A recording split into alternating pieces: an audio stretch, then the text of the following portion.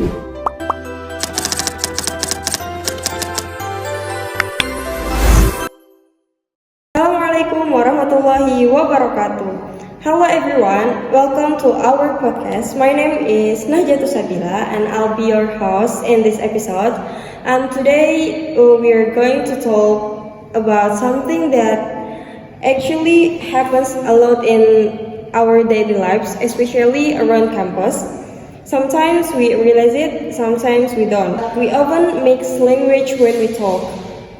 This phenomenon is known as code switching. Today I'm joined by two speakers, and later we'll also hear directly from an English education student who's joining us online. Thank you so much for being here today.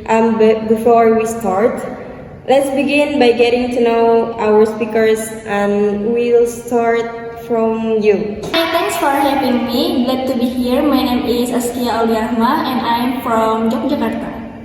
Hi everyone, thanks the invitation. My name is Dina Nisaptrasian and I'm from Banjarmasin.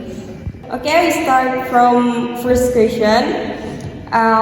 When people hear the term code switching, many of them actually do it all the time without knowing what it's called. So let's start from the basic. What exactly is code switching? Basically, code switching happens when someone switch from one language to another in conversation.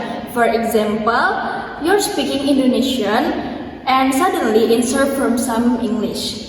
Or the other way around, like jadi paragraf ini menjelaskan main idea dan the supporting details. So come after that, kalau belum paham, you can ask me later. Nah, it can happen within a sentence or between sentence. People who do this are bilingual, and most of time it happens usually or naturally. So it's not because someone can speak Indonesian, but more because they are used to using more than language. Exactly. Most people who use code switching actually have good control about language. If we look at students nowadays, code switching seems to be happening more often, especially on social media. And in your opinion, what are the main factors behind this? There are many factors. Social media play a huge role because we're constantly expected to mix language content. Influencers, YouTubers, and even Instagram caption often combine language. And over time, that style becomes part of how we speak. Another factor is culture or social trends. Sometimes people use code switching not because they have to, but because it feels more casual, modern, or trendy. This is often associated with certain urban style, like the Jaksel way of speaking. Yeah, sometimes words like busy, submit, or deadline just come out more naturally than the Indonesian ones. And this leads to an interesting question. If code switching happens mainly because of style or culture, is that actually a bad thing? In my opinion, it's not a bad thing. It really depends on the context. For casual conversation, social media, or informal discussions, it's totally fine.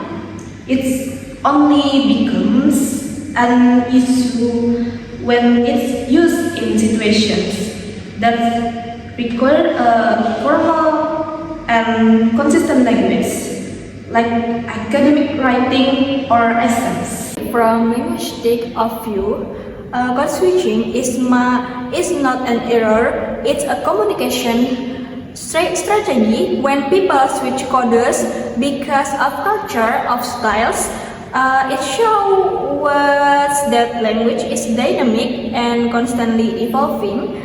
What matters most is being aware of when inappropriate to use it. Now let's hear from someone who experienced this firsthand. We are joined online by an English education student. Thanks for joining us. Before we continue, could you please introduce yourself briefly? Tell us your name and your background. Hi, thanks for having me. My name is Ahmad Nabal Ramadan, and I'm from TPE 24A, and now I'm in third semester. Okay, Nova, just to check, are you familiar with the term code switching? Yes, I am. We talk about it quite a lot in class. And from your experience, where do you use code switching more often, inside the classroom or around campus? Honestly, both in class, we often switch language when explaining concepts during discussion. Outside the classroom, it also happens naturally because we are very used to mixing language with friends. As an English student and future teacher, do you think code switching can be used as a teaching strategy? Definitely, code switching can help students understand listen more easily, especially when dealing with difficult concepts. As long as it is used wisely, it can really support the learning process. From today's discussion, we can see that code switching is a common part of student life, and it's influenced by social media, culture, and environment, and it doesn't always carry a negative meaning. When used appropriately, it can even become an effective communication and teaching tool. Thank you to all speakers and to everyone who listened. See you in the next episode.